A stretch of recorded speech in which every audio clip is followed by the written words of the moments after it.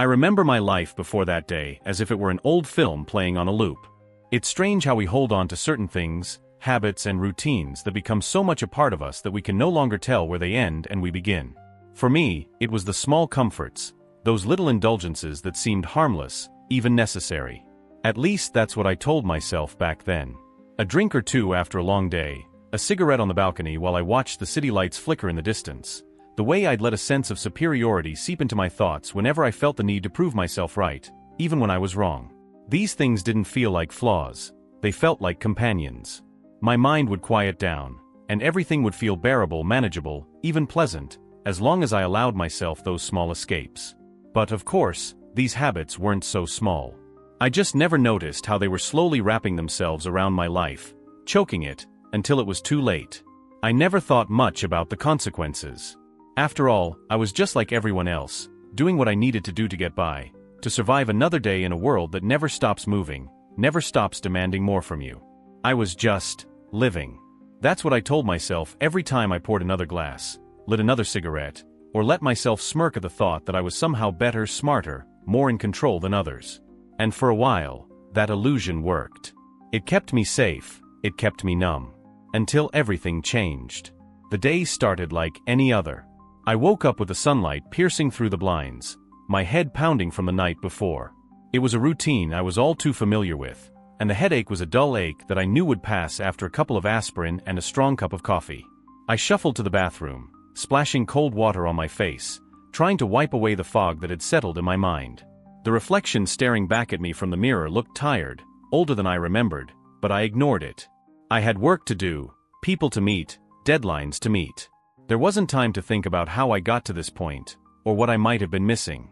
I stepped outside, the cold morning air hitting my face like a slap. It was mid-November, and winter was beginning to tighten its grip on the city.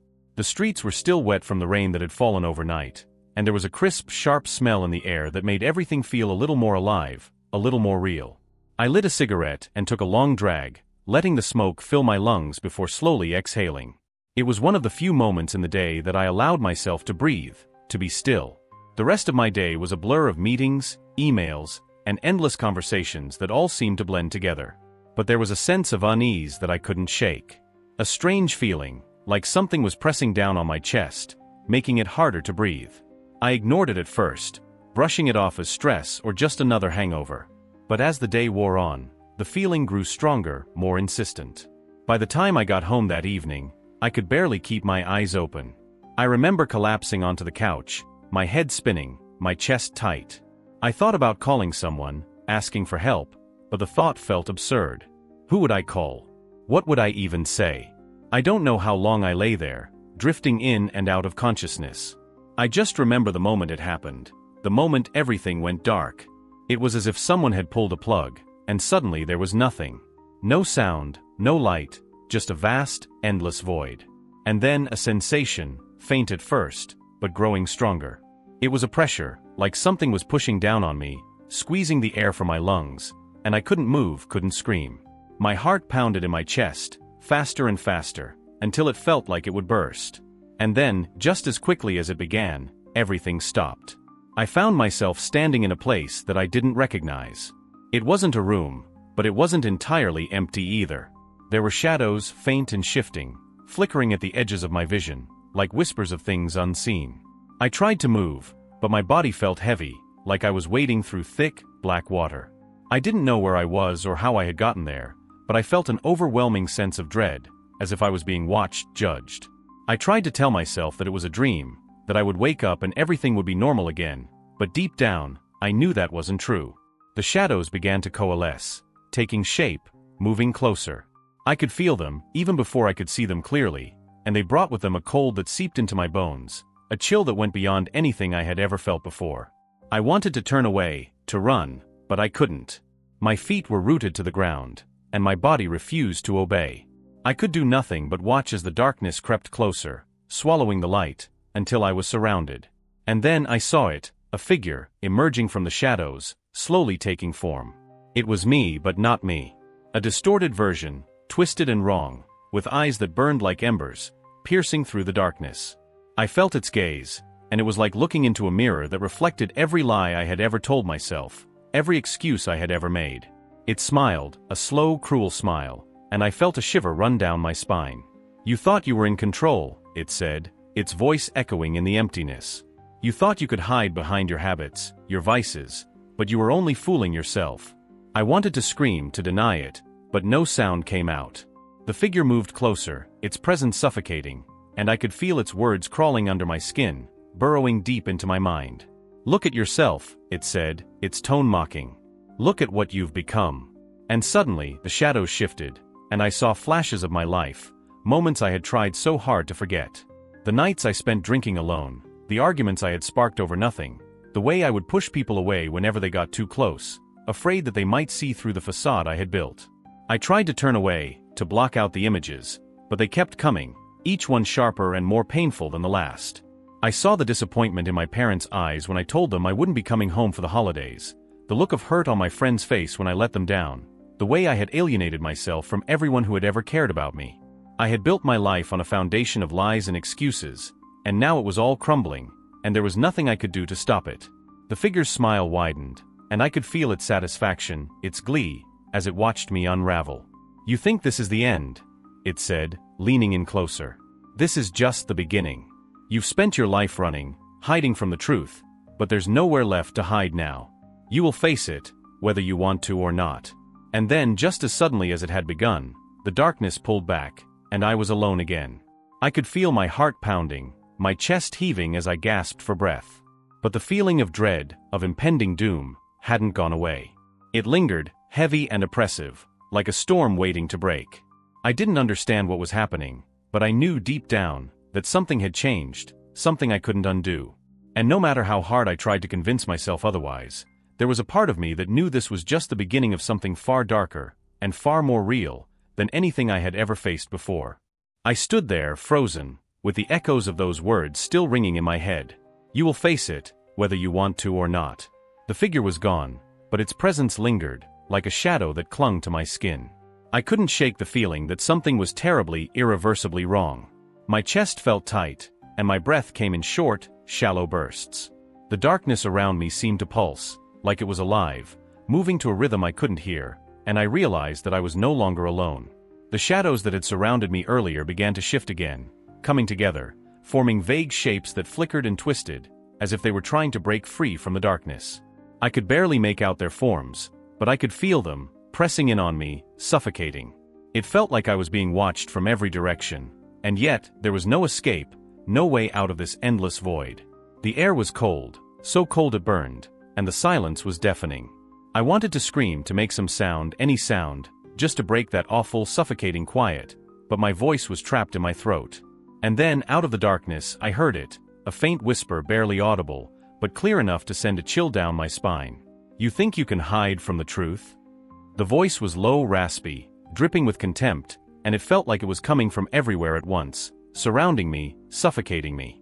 I turned, trying to find the source, but there was nothing but shadows, shifting and writhing, like a sea of black mist. The voice grew louder, and I could hear the faintest hint of a laugh, a cruel, mocking sound that made my skin crawl. "You've spent your life pretending, lying to yourself, lying to everyone. But there's no more hiding. Not here. Not anymore." I stumbled back, my heart hammering in my chest, and then, out of the darkness, they began to appear. Figures, emerging one by one, stepping out of the shadows, their faces hidden, their forms barely distinguishable. There was something wrong about them, something that made my stomach turn, but I couldn't look away. They moved slowly, deliberately, as if they were being drawn to me, and I could feel their eyes, cold and unblinking, staring straight through me. As they came closer, I could see their faces more clearly, and my heart sank. They weren't strangers. I recognized them. Friends, family, people I had known throughout my life, people I had hurt, disappointed, pushed away. But there was something twisted about them, as if their features had been warped, distorted into expressions of pure malice.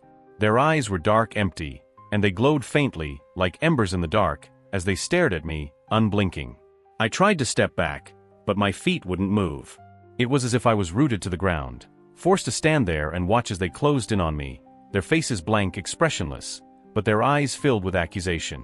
I wanted to say something, to apologize, to explain, but the words caught in my throat, and all I could do was stand there, helpless, as they surrounded me. The whispers grew louder, overlapping, blending into a cacophony of voices that seemed to echo inside my head, each one more insistent, more accusing than the last. You think you're better than us? You think you can escape what you've done? You think you deserve forgiveness? The voices were relentless, hammering away at me, tearing me apart piece by piece.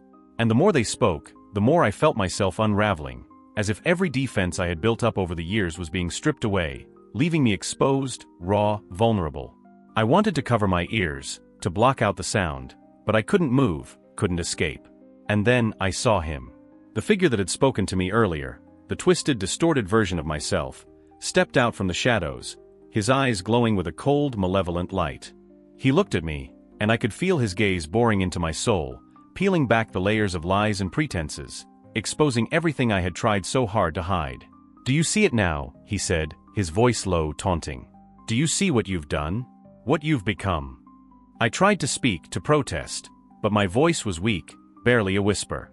I didn't mean to. I was just trying to what?" he interrupted, his voice sharp, cutting. "Trying to survive? Trying to escape? Or were you just trying to avoid the truth?" He took a step closer, and I could see my reflection in his eyes, twisted, distorted, a grotesque parody of who I thought I was.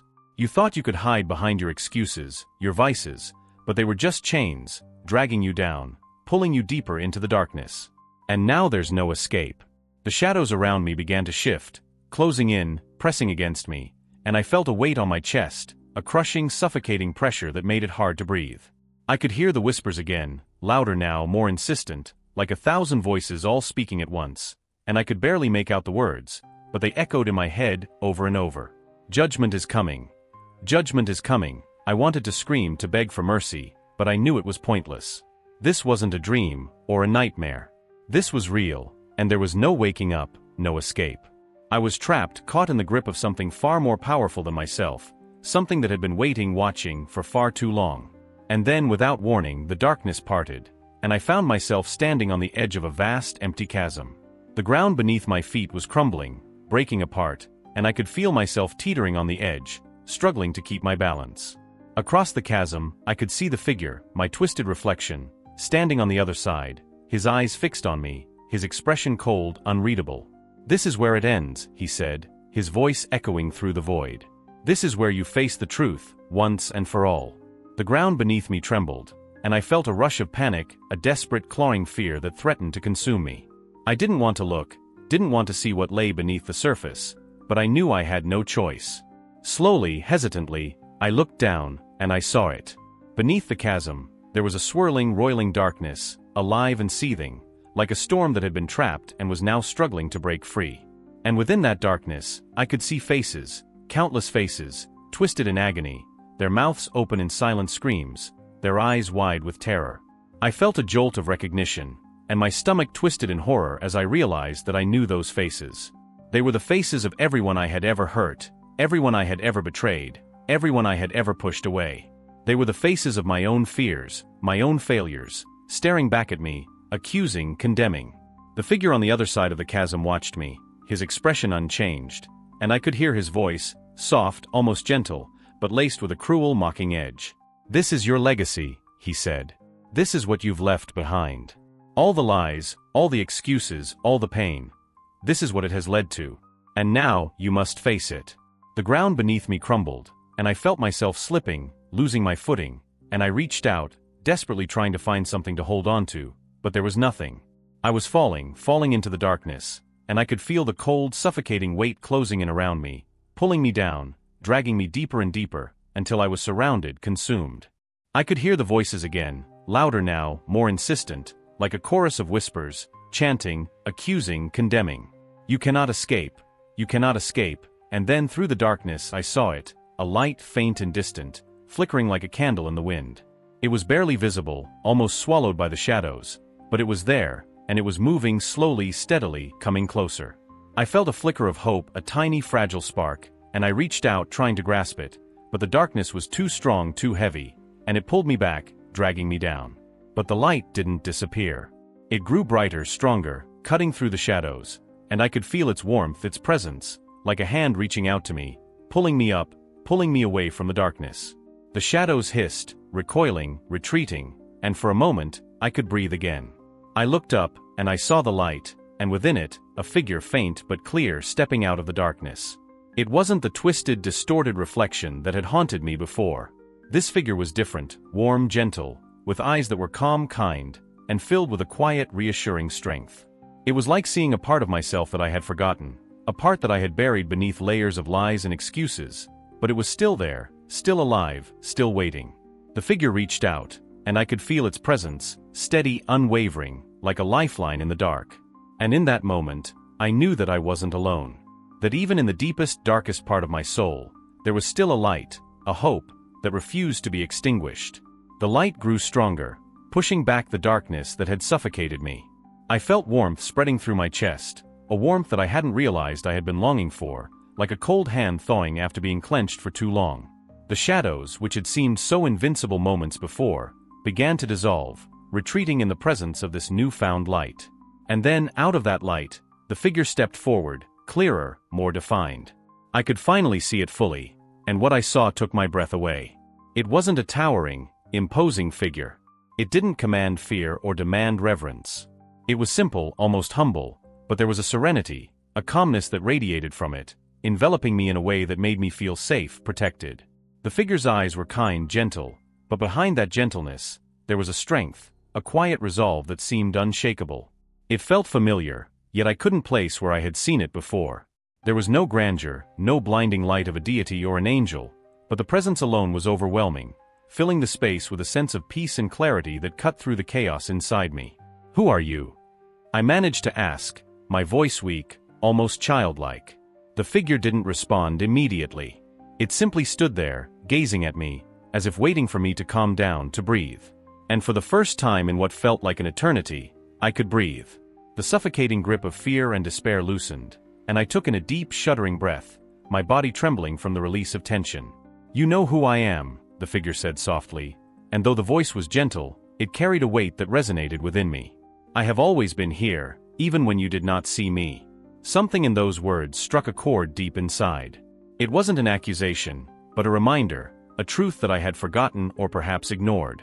I looked into the figure's eyes, searching for answers, and what I found there was not judgment or condemnation, but an understanding, a compassion that I hadn't allowed myself to feel in a long time. "I don't understand," I said, my voice breaking. "Why am I here? What is all of this?" The figure's gaze softened, and it took a step closer, the light surrounding it intensifying. "You are here because it is time for you to see," it said. "To see yourself as you truly are, and to understand the choices you have made. You have been running for so long, hiding from the truth, but the time for running is over." I felt a pang of fear, but it was different now, less overwhelming.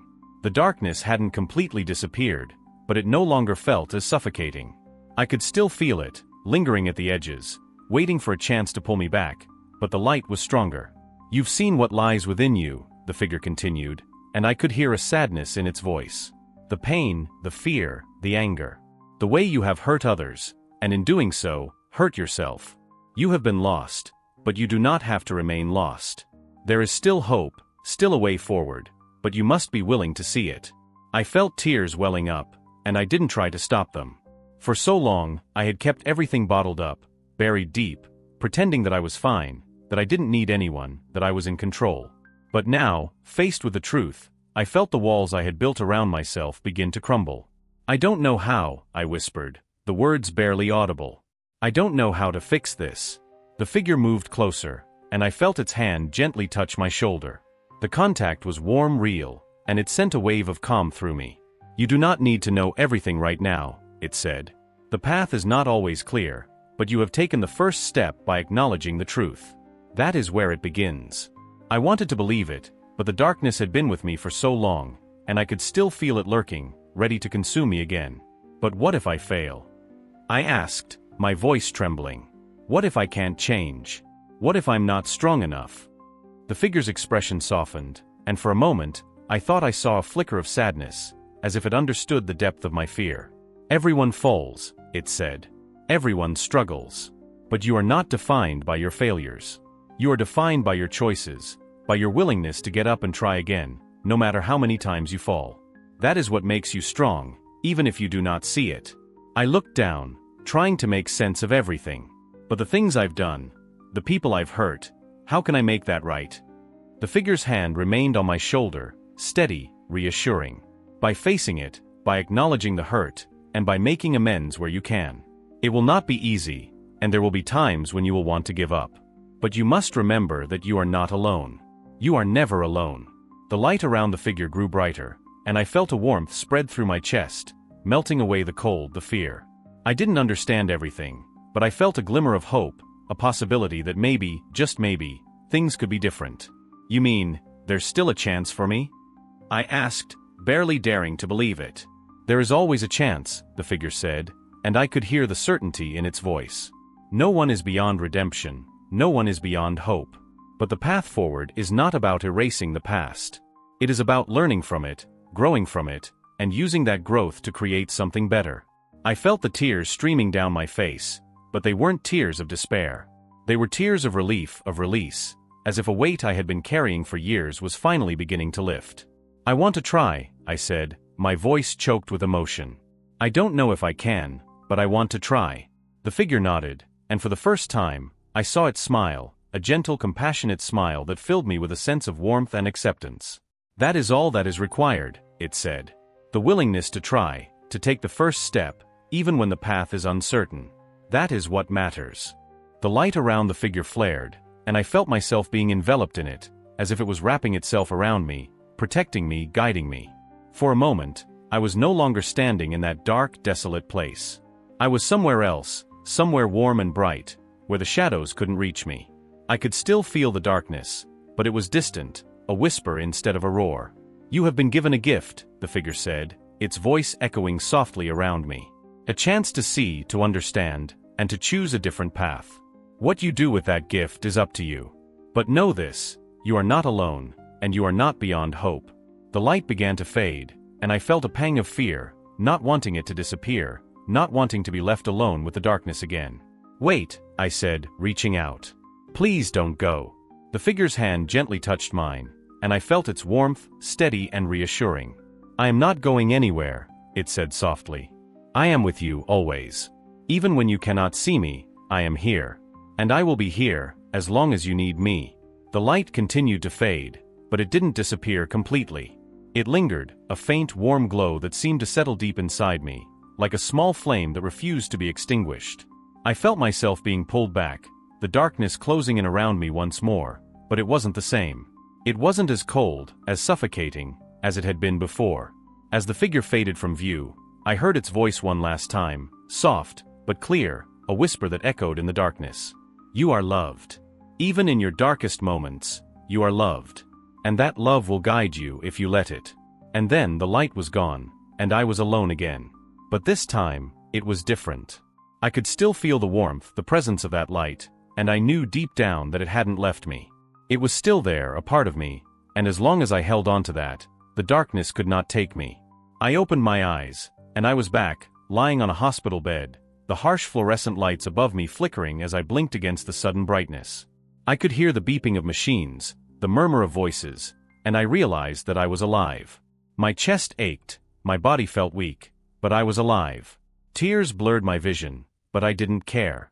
I was here, I was breathing, and for the first time in a long time, I felt something I hadn't felt in years, a sense of purpose, of hope. I didn't know what the future held, and I knew there would be struggles, setbacks, but I wasn't afraid. Because I wasn't alone. And as long as that light remained, I would keep fighting, keep trying, no matter how many times I fell. That was the gift I had been given, the chance to try again, to choose a different path, and to find my way back to the light. When I awoke, the world felt strange, almost surreal.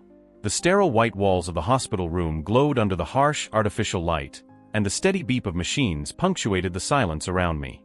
For a moment, I couldn't remember where I was, or why I was there. My mind felt foggy, like waking up from a deep, dreamless sleep, but then everything came rushing back. The darkness, the light, the figure, and those words that had cut through me, sharp and clear. I tried to sit up, but my body felt weak, my limbs heavy, as if they weren't entirely my own. I could see tubes and wires connected to me, snaking up to machines that blinked and beeped, keeping track of my fragile state. I turned my head slowly, and my eyes landed on the small table by my bed, where a few cards and flowers were neatly arranged. I must have been here for a while, long enough for people to visit, to leave behind these small tokens of concern. The door creaked open, and a nurse stepped in, her face lighting up when she saw that I was awake. "You're back with us," she said, smiling, though there was a note of relief in her voice. "How are you feeling?" I didn't know how to answer that question. How was I feeling? My body ached, my head throbbed, but there was something deeper, something that I couldn't quite put into words. I felt like I had been pulled out of a place that I wasn't meant to leave, like I had glimpsed something I wasn't supposed to see. But none of that made sense, not here, not in this brightly lit room where everything seemed so normal, so ordinary. I'm okay," I said, my voice hoarse, barely above a whisper. The nurse nodded, adjusting the 4-drip and checking the monitors. She moved around the room with practiced ease, and I watched her, feeling strangely detached from everything around me, like I was still half dreaming. A few minutes later, a doctor came in, his expression professional but kind. He explained that I had suffered a heart attack, that they had managed to revive me, but it had been touch and go for a while. "You're lucky to be alive," he said, his eyes meeting mine with a seriousness that made my stomach twist. "A few more minutes, and we might not have been able to bring you back." Lucky. The word hung in the air, and I wasn't sure how to feel about it. Was it luck that had brought me back? Or was it something else, something more? The memories of what I had experienced were still vivid, and yet the more I tried to hold on to them, the more they seemed to slip away, like sand running through my fingers. But one thing was clear, I was alive, and I had been given a second chance. I just didn't know what to do with it. Over the next few days, I drifted in and out of sleep, my mind replaying fragments of what had happened, trying to make sense of it all. I remembered the darkness, the suffocating weight of it, and then the light, that warm, gentle light that had pulled me back, that had promised hope. I kept thinking about the figure, the words it had spoken, and I found myself wondering if it had been real, or just a hallucination, a trick of my mind as it struggled to hold on to life. But deep down, I knew it had been real. It had felt more real than anything I had ever known, and the memory of it lingered, like a soft glow that refused to fade. When I was finally well enough to have visitors, my family came to see me. They were relieved, overjoyed even, but there was a tension in the room, an unspoken question hanging between us. I could see it in their eyes, in the way they looked at me, like they were trying to understand what had happened, trying to piece together the story that I wasn't sure how to tell. "What do you remember?" my sister asked, her voice tentative, as if she was afraid of what I might say. I hesitated, glancing around the room, at the faces of my loved ones, all of them waiting, expectant, anxious. How could I explain what I had seen, what I had felt? How could I put into words the terror, the hope, the strange, inexplicable peace that had come over me in the darkest moment of my life? I don't know," I said finally, my voice barely audible. "It's hard to explain. It was like I was somewhere else, and there was this light." I paused, searching for the right words, but they didn't come. I don't know if it was real, or if it was just a dream, but it felt real. They exchanged glances, and I could see the uncertainty in their eyes. Maybe they thought I was delirious, that the lack of oxygen had played tricks on my mind. Maybe they wanted to believe me, but didn't know how. And I couldn't blame them. I barely understood it myself. But as the days passed, I realized that it didn't matter whether they believed me or not. What mattered was that I had been given a second chance, and I had to figure out what to do with it. I couldn't go back to the way things were before, to the person I had been. I couldn't ignore what I had seen, what I had felt. The first time I tried to talk about it was with a friend who had visited me in the hospital. We were sitting in my room, the TV on but muted, the soft hum of the machines filling the silence. He asked how I was doing, and I could tell he was trying to be casual, but there was a tension there, a curiosity that he couldn't quite hide. "I'm okay," I said, though I didn't really believe it. But something happened, when I was out. I don't know how to explain it, but it was like I was somewhere else. I saw things, felt things that I can't really describe.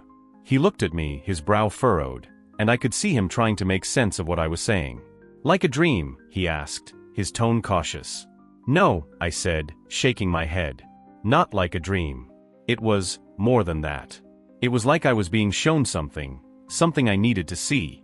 I could tell he was struggling to understand, and I felt a flicker of frustration, not with him, but with myself, for not being able to explain it better.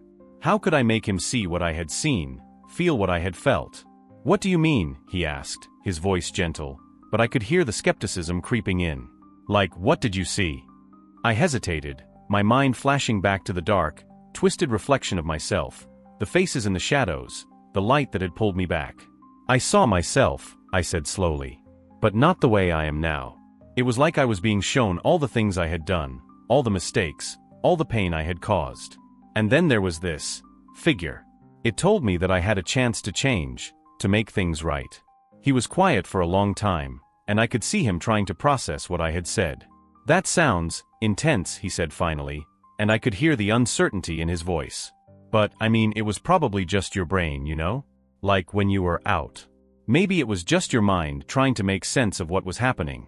Maybe, I said, though I didn't believe it. But it didn't feel that way. It felt real. He didn't say anything after that, and the conversation drifted to other things, more mundane topics, but I could see the doubt in his eyes, the way he looked at me like he wasn't sure what to make of my story. And I realized that this was how it was going to be.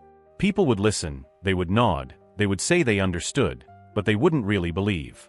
How could they? They hadn't seen what I had seen, hadn't felt the darkness closing in, hadn't felt the light pulling them back. But that didn't change the fact that it had happened. And as I lay there in the hospital bed, staring up at the ceiling, I made a decision. I didn't know how I was going to do it, or where I was going to start, but I was going to try to be different. I was going to try to live up to the promise I had been given, to the second chance that I hadn't earned but had been given anyway. When I was finally discharged from a hospital, stepping out into the crisp, cold air felt like emerging from a long dark tunnel. Everything seemed brighter, sharper, more vivid, and I felt a strange mix of fear and hope, like I was stepping into a world that I didn't quite recognize. I knew that things wouldn't be easy, that there would be days when the darkness would creep back, when I would be tempted to slip back into old habits, but I also knew that I had to try. The first thing I did was reach out to the people I had pushed away, the friends I had lost touch with, the family members I had drifted apart from. Some of them were surprised to hear from me, others were hesitant, wary, but I didn't let that stop me. I told them the truth, or as much of it as I could. I told them that I had been given a wake-up call, that I was trying to change, that I wanted to make amends. Not everyone responded the way I had hoped. Some were forgiving, others were skeptical, and there were a few who didn't respond at all. But I kept trying, kept reaching out, because I knew that this was part of the journey, part of facing the truth that I had spent so long avoiding. And slowly, gradually, things began to change. It wasn't a dramatic transformation, and there were days when I felt like I was slipping, like the old patterns were trying to pull me back, but I held on to that light, that small, steady flame that had been kindled inside me. I started attending support groups, talking to people who were struggling with their own darkness, and I found that sharing my story, as difficult as it was, helped. It made the burden feel a little lighter, a little less suffocating. There were still questions that I couldn't answer, still doubts that gnawed at me, but I was beginning to understand that it was okay not to have all the answers. It was okay to be afraid, as long as I didn't let that fear stop me from trying. And every time I felt myself slipping, every time the darkness crept a little closer, I would close my eyes and remember the light, remember the figure, and the words it had spoken: "You are loved. Even in your darkest moments, you are loved." Those words had saved me, and they continued to guide me, even when the path was unclear. They were my lifeline, my reminder that I didn't have to be perfect, that I didn't have to be free of mistakes. I just had to be willing to keep trying, to keep moving forward, one step at a time.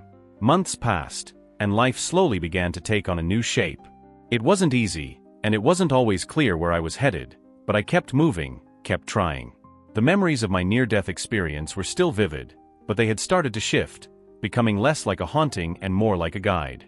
The darkness, the figure, the light, each had left its mark on me, and I was learning to navigate my days with those memories as a compass, pointing me towards something better, something brighter. I'd never been the type to open up, to admit weakness or ask for help, but I found myself doing just that. I started attending meetings for people struggling with addiction, though I had never thought of myself as an addict before. It felt strange at first, sitting in a circle with strangers, listening to their stories, their confessions. But as I shared my own story, the words stumbling out, awkward and hesitant, I began to realize that I wasn't alone. There were others who had faced their own darkness, who had been given second chances, and who were trying, like me, to hold on to the light. The more I listened, the more I understood that we all carried burdens, shadows that threatened to pull us under. But there was a strength in acknowledging those shadows, in facing them instead of pretending they didn't exist. Every time I spoke, every time I heard someone else share their struggles, I felt a little bit lighter, as if the weight I had been carrying was slowly being lifted, piece by piece. But it wasn't just about my own healing. That much had become clear to me over time. The light I had seen, the hope I had been given, it wasn't something I could keep to myself. It was something I had to share, even if it meant being vulnerable, even if it meant facing disbelief or skepticism. So I began to volunteer, first at local shelters and later at support groups for people who were struggling with their own demons. I would sit with them, listen to their stories, and offer what little comfort I could. Sometimes I would share my own story, not as a way of preaching or trying to convince them of something, but simply as a way of saying, I've been there too. And it's okay to be afraid. At first, it felt like I was barely making a difference. The world was still full of pain, full of people struggling to find their way, and there were days when it all felt too overwhelming, like trying to hold back the tide with my hands. But then, every once in a while, I would see a spark, a glimmer of hope in someone's eyes, and I would remember why I was doing this. Because that's what the light had been for me, a spark in the darkest moment of my life, a reminder that even when everything seemed lost, there was still something worth holding on to. One day, after a particularly tough session, I was approached by a young man who had been coming to the meetings for a few weeks. He was quiet, usually kept to himself, but that day, he lingered after everyone else had left. I could see the hesitation in his eyes, the way he kept glancing at the door, as if he was ready to bolt at any moment. "Can I ask you something?" he said, his voice barely above a whisper. "Of course," I replied, trying to keep my tone gentle, encouraging. "What's on your mind?" He looked down, fidgeting with the hem of his sleeve, and then he said, "Do you really believe it? That there's still hope? That we can change, even after everything?" I felt a lump form in my throat, and I took a moment before responding. "Yes," I said, my voice steady. "I believe it, because I've seen it. I've seen how easy it is to get lost, to let the darkness take over. But I've also seen that no matter how deep you go, there's always a way back. It's not easy, and it doesn't happen overnight, but it's possible. And it starts with just one step." He didn't say anything for a long time, just nodded, his eyes glistening with unshed tears. "I want to believe that," he said, his voice cracking. "I want to, but it's hard." "I know," I said, and I did. I remembered how hard it had been to believe that I could be anything more than my mistakes, my failures. But that's okay. You don't have to have it all figured out right now. Just take it one day at a time, one moment at a time. And when it gets too hard, remember that you're not alone. He nodded again, and I could see a small tentative smile forming on his lips. It wasn't much, but it was something, a step, and that was enough. As he left, I sat there for a moment, thinking about all the people I had met over the past few months, all the stories I had heard. Each one was different, but there was a common thread, a shared struggle, and a shared hope.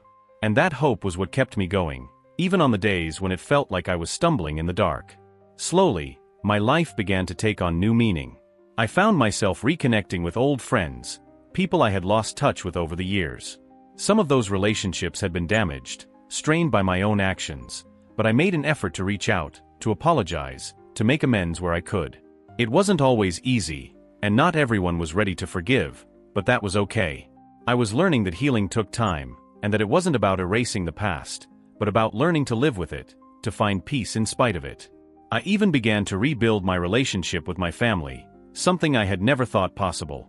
There had been a lot of hurt, a lot of misunderstandings, but I realized that I couldn't move forward without at least trying to mend those old wounds.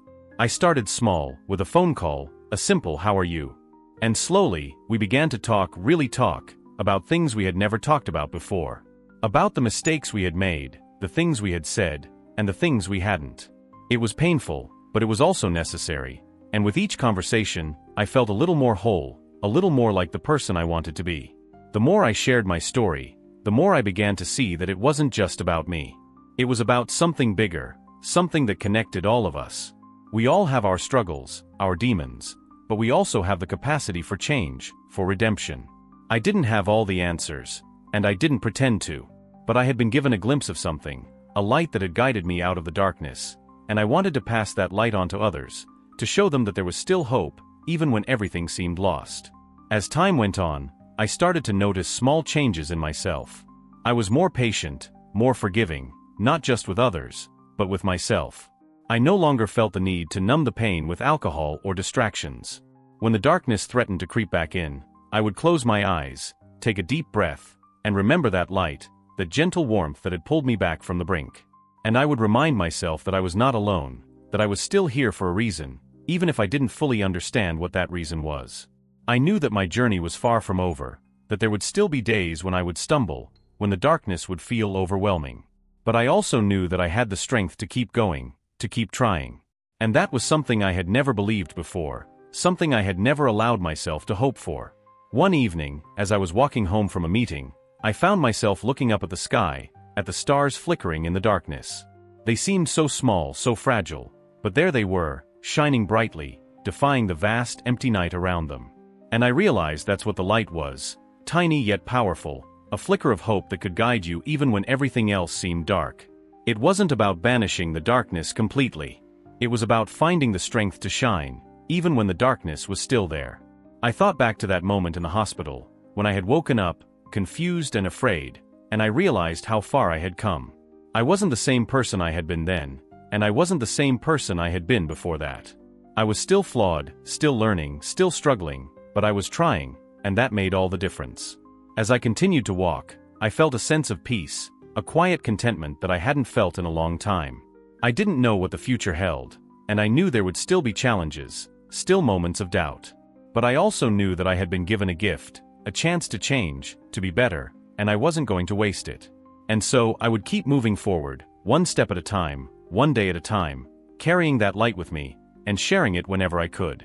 Because that was what I had learned, that no matter how dark things might get, there is always a light, a spark of hope that can lead you out of the shadows. And as long as you hold on to that, as long as you keep trying, you will never truly be lost.